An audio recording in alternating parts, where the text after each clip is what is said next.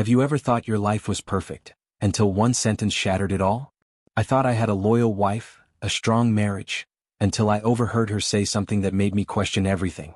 The alarm beeped at 6:30 a.m., nudging me from sleep into a world I thought I understood. The smell of freshly brewed coffee drifted through the hallway, a scent that had become the soundtrack of our 6-year marriage. It was comforting, a sign that everything was normal. Downstairs, I found Jessica, dressed in workout clothes and gliding through the kitchen with a grace I still found captivating. Her hazel eyes met mine as she handed me a steaming mug. "Good morning, sleepyhead," she said, voice warm and soft, just like the first time she did it. I smiled and kissed her forehead. "Thanks." In that moment, everything felt right. We talked about our days, her marketing campaign strategy, my client presentation later that afternoon. Our routine was ironclad. But sometimes the things we trust the most are the ones that crack unexpectedly. The weekend visit. That evening, her sister Amanda arrived for the weekend, bookish, quiet, reserved, but close to Jessica. I welcomed her with a hug and offered refreshments, then retreated to my woodworking in the garage. A few hours later, I passed by the living room and glimpsed the two sisters, wine glasses in hand, laughter floating through the air. They paused when they saw me. Jessica's cheeks warmed. She offered a quick smile, then waved it off. "We were just catching up, don't mind us." I nodded and walked away. But in the brief instant I caught her expression, something felt off. Her eyes drifted from me toward Amanda, guarded, almost guilty. I shook off the feeling. Sisters reconnecting after time apart. Normal. Small signs, big questions. The next few days were uneventful, on the surface. But little things began fraying at the edges. Jessica on her phone, flipping it away when I entered the room. Late work nights, always explained with traffic or extra client demands. Stolen glances between her and Amanda, whispered words that didn't include me. When I finally asked, she shrugged it off with a soft laugh. Sisters have secrets. Don't read too much into it. But when I looked at her, I couldn't see the same warmth I'd always counted on. The triggering comment. That Saturday night, Jessica and Amanda went out for a girls' night. I waited up, half watching late-night reruns, half listening for their return. Just before midnight, I heard them come in, closing the door quietly. I stayed awake, drowsy, but alert. Somewhere in the muffled chatter, I caught a phrase, "If I could go back," followed by, "I don't know if I would have said yes." My heart skipped. My name stung in the air. They paused, Jessica laughed hollowly. The tone wasn't playful, it carried something unsaid, something deep. I told myself it was just the wine talking. But I went to bed with cold doubt settling in my chest. The conversation that changed everything. Sunday afternoon brought more clarity and pain. Alone in the study, I heard them again. But this time it was different. Amanda was gone, so it was only Jessica pacing. Her voice low, burdened. "Michael is a good man, but he's not exciting. I don't know how I ended up here. If I had the chance, I wouldn't have said yes." It cut me like glass. My breath hitched. I felt the walls close in. She called me good, not loved. She admitted regrets, an admission we never discussed. And then the worst words. "There's someone else. He makes me feel alive." I froze. My entire world felt like it collapsed on me. Decision in the dark. I didn't storm in. I didn't yell. Instead, I slipped away, numb and broken, and sat in the study in the dark until dawn. Jessica's words echoed. Regret, boredom, someone else. It wasn't that she was leaving. It was that she had already left, mentally. By morning I made a choice. I packed a bag. No confrontation, no dramatic exit. Just quiet, firm resolve. I scribbled a note. "I heard you. I hope you find what you're looking for, Michael," and set it on the kitchen counter. The air felt different as I walked out. The coffee-smudged walls, the photos, the everyday tokens of our life. It was all hers. I was done pretending. Pickup point, where chapter 2 begins. I pulled into my first post-morning dump decision point. A roadside diner, fresh coffee in hand, looking at my reflection in the mug. The man staring back wasn't the same one. But he was stronger. And this was step 1 of maybe the hardest, yet most important chapter of his life. Rebuilding, and discovering who he truly is without the walls he built around their marriage. The diner was mostly empty, just a couple of truckers trading stories near the window and an older woman flipping through a newspaper. I sat at a booth in the corner, stirring a cup of coffee I had no intention of drinking. It was hot and bitter, much like the way I felt. I pulled out my phone and stared at it. Jessica hadn't called. Not a text. Not even a question about where I was. I guess she got what she wanted, space, distance, Freedom? I deleted her number from my favorites but couldn't bring myself to block it. Not yet. It was around noon when I finally dialed a number I hadn't used in a while. Brandon? I said when he picked up. Mike. His voice shot up. Man, where have you been? Everything okay? I let out a laugh, dry and flat. No. Not even close. The call that grounded me. We met an hour later at a local bar, the kind with dim lights, too many sports channels, and fries that left your fingers greasy for days. Brandon had been my roommate in college, the guy who got me through my worst hangover and my first heartbreak. I hadn't seen him in over a year, but he looked at me like he could read every crack in my soul. I left her, I said, not even waiting for our drinks to arrive. He blinked. Jessica? I nodded. What happened? I hesitated. Part of me still didn't believe it had happened. I overheard her talking to her sister. She said she settled for me. That if she had the chance, she wouldn't have married me. And I paused. She's seeing someone else. Brandon stared for a second. Then he leaned back, shook his head, and let out a whistle. Jesus, man. Yeah. There wasn't much to say after that. He didn't offer empty platitudes or tell me it would be okay. He just listened. And for the first time in 48 hours, I felt like I could breathe. Starting from scratch. Brandon offered to let me crash at his place, but I declined. I needed my own space, even if that space was a motel room that smelled like cleaning chemicals and had a TV that barely worked. Over the next few days, I went apartment hunting. Most places were either too expensive or too depressing. But then I found it, a small one-bedroom on the edge of town with just enough light and a garage out back that could double as a workspace. It wasn't perfect, but it was mine. The first night I spent there, I sat on the floor with a takeout burger and a single folding chair. I looked around the empty room and realized this was the beginning of something new. Terrifying, yes, but also full of possibility. The first night alone. Sleep didn't come easy. I kept replaying Jessica's words, the tone of her voice, the way she said comfortable, like it was a curse. I wanted to scream. I wanted to cry. But mostly I just lay there staring at the ceiling. In the silence, I remembered the letter I'd once written her on our anniversary. I remembered the night I proposed. The way she laughed when I dropped the ring box and how she cried when she said yes. Were those tears real? Was any of it? I didn't have answers. Just questions that felt too heavy to carry all at once. The garage therapy. The next morning, I unpacked my woodworking tools. I set up a makeshift bench in the garage and started sanding a rough piece of cedar. My hands moved automatically, muscle memory taking over where thought left off. As I shaped the wood, I felt something shift inside me. Here, in the grain and the sawdust, I found something solid. Something I could build. Something that wouldn't lie to me or make me feel like I wasn't enough. It wasn't just a project. It was therapy. And I needed it more than I'd ever admitted to myself. It had been about a week since I'd left Jessica. I was settling into the apartment. Not comfortably, but at least I wasn't waking up wondering where I was. Work helped. Woodworking helped. Therapy helped the most. Dr. Lang had this way of sitting in silence until I couldn't bear it anymore and blurted out something I hadn't even known I needed to say. But even with all that, some wounds don't close easily. One night, as I was reorganizing a shelf I had just built, more to keep myself busy than out of necessity, my phone buzzed. It was a text from an unknown number. Hey, I know I'm probably the last person you want to hear from, but I need to see you. Please. My stomach dropped. It was Jessica. The decision to meet. I didn't reply at first. I stared at the screen, heart racing, mind reeling. The silence in the room grew louder. Every reason not to meet her screamed at me, but one part of me, the part that still remembered her laugh, the way she used to rest her head on my chest like it was home, wanted closure. I texted back, 1 hour. Coffee house on Bay. I had no idea what I hoped to get out of it. An apology? An explanation? Some sliver of humanity that would make sense of it all?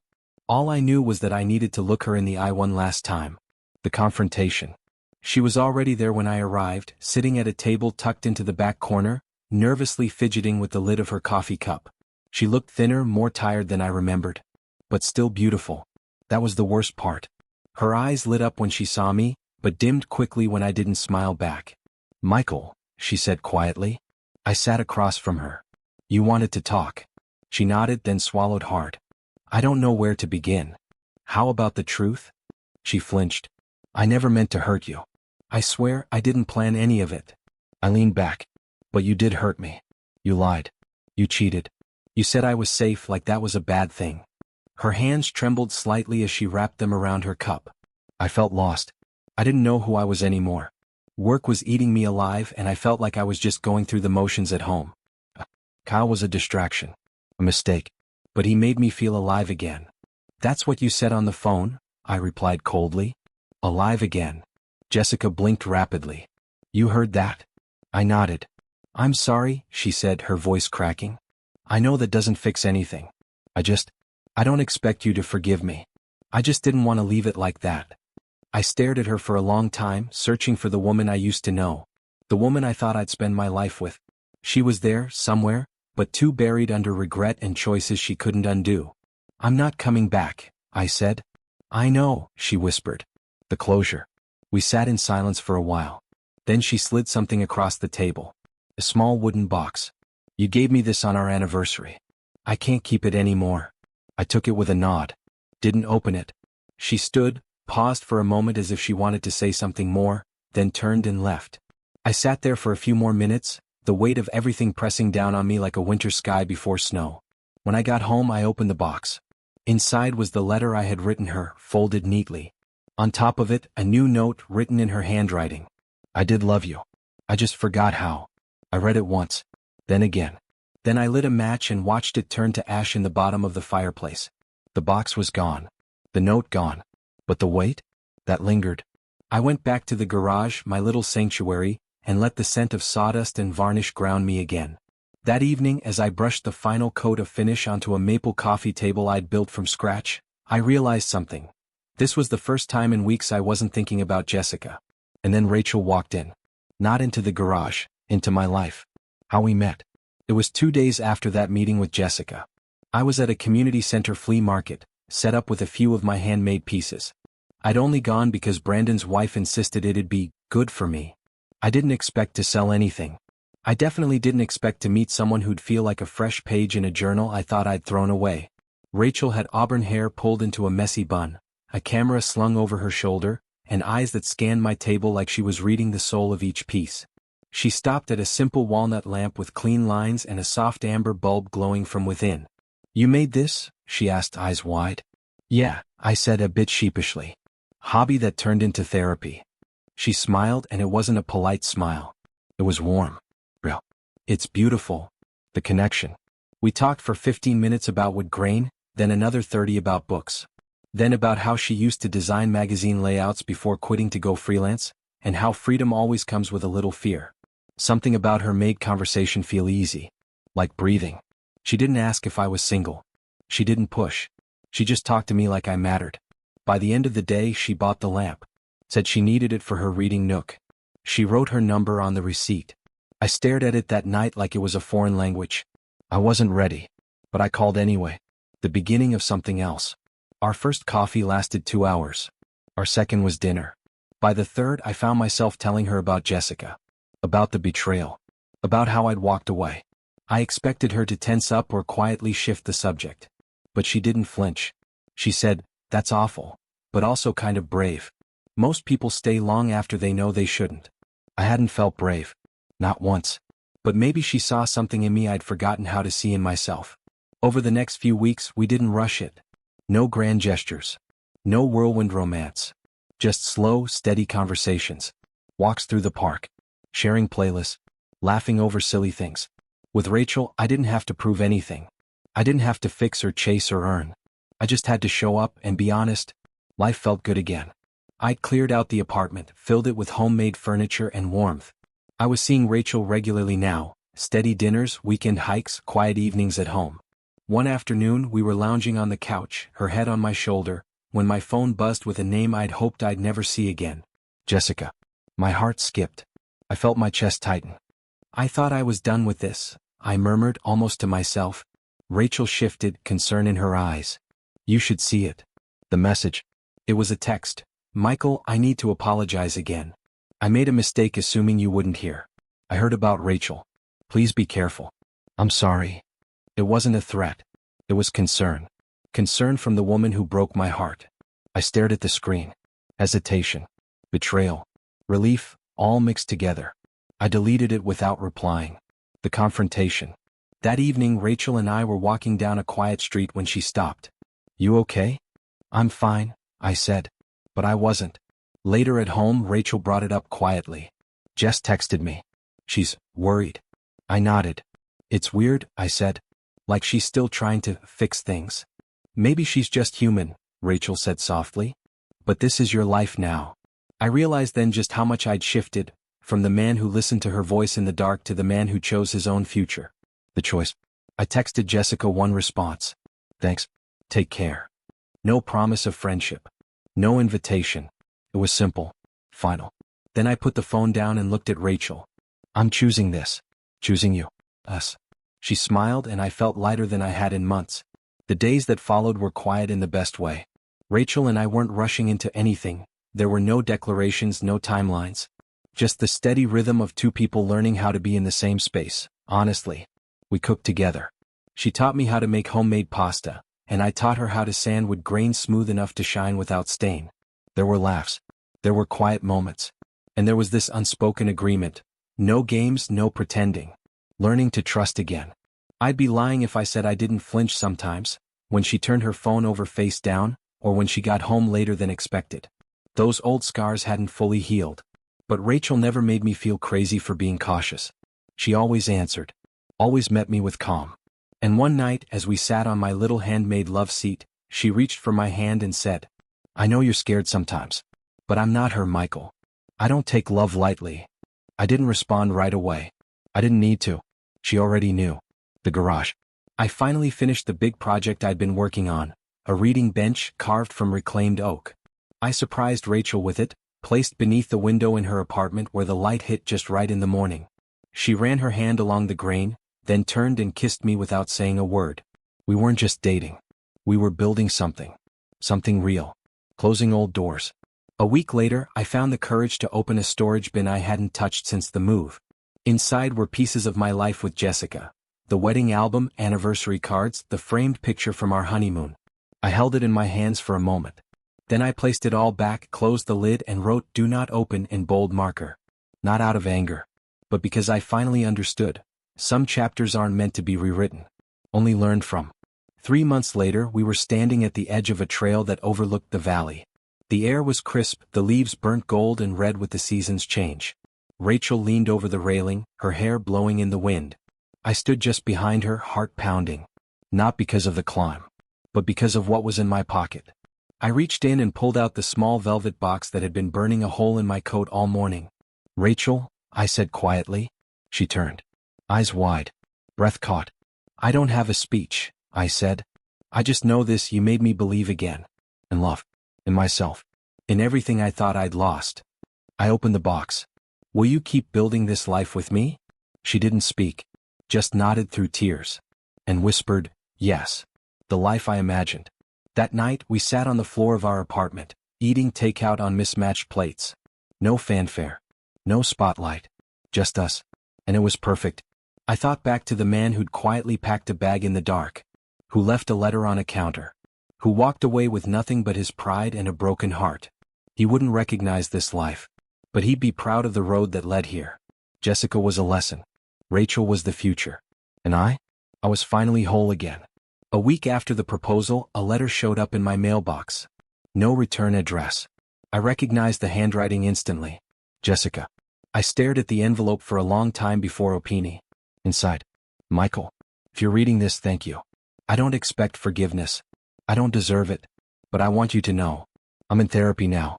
I'm trying to understand why I sabotage things that are good. Why I hurt the people who love me most. I see now that it wasn't about you being boring or safe. It was about me being broken. I paused. For the first time, her words weren't excuses. They were honest. Ugly but honest. She continued. I saw a photo of you and her, Rachel. You looked happy in a way I never saw in our home. Please, don't let my shadow dim that light. You deserved more. You always did. There was no signature at the end. Just a final line. Thank you for walking away. You set us both free. Letting go. I folded the letter slowly and placed it in the drawer of my desk. Not to reread. Not to keep. But as a reminder that closure sometimes comes quietly. Not with a confrontation. Not with fireworks. But with a truth finally spoken. 2 months after the proposal, I was back at the bookstore where I first met Rachel. We'd stopped in together to browse just like that first day. She wandered into the design section while I drifted toward the back, scanning shelves without really looking. That's when I saw her. Amanda. Jessica's sister. She was sitting on a bench near the biography aisle, her nose buried in a novel. Her hair was longer now, a streak of gray showing at the roots. I almost turned around, but she looked up and froze. For a moment, neither of us moved. Then she smiled. "Michael," she said, closing the book gently. A brief reunion. We talked quietly by the window. She told me Jessica had moved out of state, started over, was still in therapy. She hadn't dated since me, not really. She'd been focusing on healing. Amanda's eyes softened as she said it. "You did more for her than you realize." I didn't respond right away. Finally, I asked, "Do you talk to her much?" "Less than before," she admitted. "But I think she's finally learning to be okay alone." I nodded, more grateful than I expected to be. Amanda stood, shouldered her bag, and hesitated. "You look happy, Michael. I'm glad you didn't let what she did define you." Then she left. And for the first time in a long time, I felt like the past had truly let go. Late one night, while Rachel was fast asleep beside me, I found myself sitting at the kitchen table with a pen in hand. I wasn't sure why I started writing. Maybe it was the dream I had, or the quiet ache that sometimes resurfaced when the world fell still. I addressed it simply, Jessica. The letter read, "You once told your sister you felt stuck. That you settled. That I wasn't exciting. I've replayed those words so many times trying to understand them. I don't think you meant to hurt me the way you did. But intentions don't erase consequences. What you broke will never be whole again, not in the same way. And I've accepted that. But here's what I haven't said, not to you, not even to myself. I forgive you. Not because you asked for it. Not because you earned it. But because I refuse to carry this weight any longer. You were a chapter in my life. One filled with laughter, pain, lessons, and regrets. But now I'm writing something new, something true. And I hope, wherever you are, you're doing the same. Goodbye." I folded the letter and sealed it in an envelope. I never mailed it.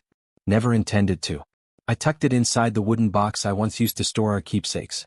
The same one I now used to collect old drafts, scraps of writing, memories I was ready to put away. And I slept deeply that night. Because some goodbyes don't need to be heard. They just need to be written. 5 years later. The old apartment was a distant memory now. So was the motel, the journal, even the echo of her voice on that late-night phone call. Rachel and I lived in a small cottage on the edge of a quiet town where the air always smelled like pine and fresh rain. My woodworking had turned into a full-time business. Orders came in from all over the state, chairs, tables, even custom nursery furniture. And yes, nursery furniture. Because 2 months ago Rachel and I welcomed our first child. Her name was Grace. She had my eyes, Rachel's hair, and the gentlest little laugh I'd ever heard. Holding her for the first time unraveled something in me. Something I hadn't even known was still tangled. In those early hours of the morning when the world was hushed and Grace would fuss or stir, I'd rock her gently in the glider I built with my own hands. And sometimes I'd think about the man I used to be. The version of me that believed being a good husband was enough. That love meant never having to be exciting, just constant. But Grace changed everything. She was a symbol of what can grow from pain, from truth, from starting over. Rachel would laugh when I got emotional changing diapers or trying to sing lullabies off-key. "This is the life you were always meant for," she'd whisper into my ear some nights as we laid side by side, her hand resting on my chest. And for the first time in my life I believed it completely. Closing the book. I no longer hated Jessica. In fact, I hoped she found peace wherever she ended up. Because without that heartbreak I wouldn't have found this healing. Without that ending there wouldn't have been this beginning. And as I sat on the porch with Grace asleep in my arms and Rachel humming softly nearby, I realized something simple and profound. I didn't just survive. I truly began. It had been nearly 6 years since Michael left. Jessica sat alone at a quiet cafe in a new city, nursing a lukewarm cup of coffee as the rain tapped gently on the windows. Her job at the agency was steady, her apartment clean, her schedule predictable. But there was a silence that never quite left her life. Not after him. She had tried. At first she told herself it was just the thrill she missed. The spark. The feeling of being wanted. She convinced herself Michael was too safe, too boring, too steady. But time had a cruel way of holding up a mirror. Because after the affair collapsed under its own shallowness, after Amanda stopped returning her calls, after she moved away to escape the whispers and the shame, Jessica realized something hard and painful. Stability wasn't boring. It was love in its most patient form. And she had thrown it away. She followed him online once. Just once. Out of curiosity. His name came up in a woodworking article. There was a picture of him in his workshop, arms crossed and grinning next to a beautiful woman with auburn hair and a baby on her hip. The caption read, "Crafting Family, How One Man Built a Business and a Life, from Scratch." Jessica stared at the image for a long time. She didn't cry. She didn't smile. She just sat there, absorbing the weight of a life she could have had, and the woman who now had it instead. But she didn't reach out. She never did. Because she knew what she had done. And she knew that sometimes, the punishment isn't what the world gives you. It's what you carry when you know you hurt someone who only ever wanted to love you. As the rain turned to drizzle and the cafe emptied, Jessica opened her journal and wrote a single sentence. He deserved better. And he found it. Then she closed the book. And walked home alone. Michael hadn't seen Amanda since that day in the coffee shop. Life had moved on. Rachel, Grace, the business, it all consumed him in the best ways. But then one afternoon, as he waited for his order at a quiet farmer's market stand, he heard a familiar voice behind him. "Michael." He turned. Amanda stood there, hair a little shorter, eyes a little softer. She looked older, but then again so did he. They talked like old friends. They didn't speak of Jessica at first. They spoke about jobs, cities, families. She mentioned she'd remarried and had a stepson now. Her husband was kind, she said. Calm. The kind of man who never needed to raise his voice. Michael told her about Grace. About Rachel. About how happy felt like something he no longer questioned. Then came the silence. And finally Amanda said, I still think about that night. The one where you overheard Jess." Michael nodded slowly. "So do I. But not the way I used to." Forgiveness in the air. Amanda looked down, her voice barely above a whisper. "I think she never forgave herself." "I did," he said simply. Amanda blinked, taken aback. "I had to," Michael added. "For Grace. For Rachel. For me." Amanda smiled through misty eyes. "You really were the better man." Michael shook his head gently. "No. I was just a man who refused to stay broken." One last goodbye.